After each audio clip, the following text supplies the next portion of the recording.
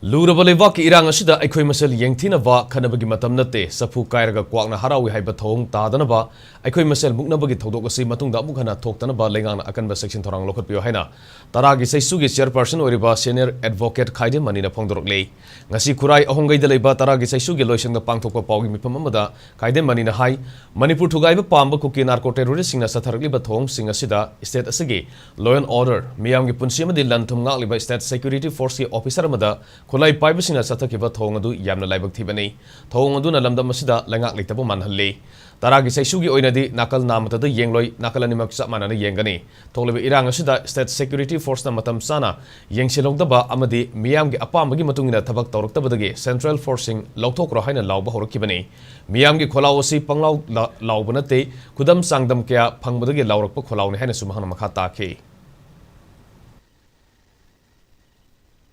Dosina district mangada pulai thadoktana protest tawre haibese aikoigi khunai da thokpa thodok amada mayamna chala henba natraga wakat nipam natraga rally aikoigi democratically oiba mongda protest tawi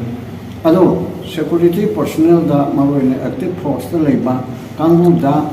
moine penda ba thorokpa kanda so kaiguma matamda Kulai Tadokana Tobse, Professor Sipoi Mutini Gain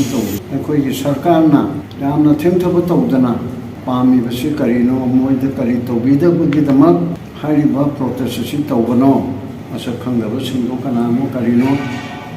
Anuga Police Officer Sindana Pendriba, Sinakarino, I visit pros and cons,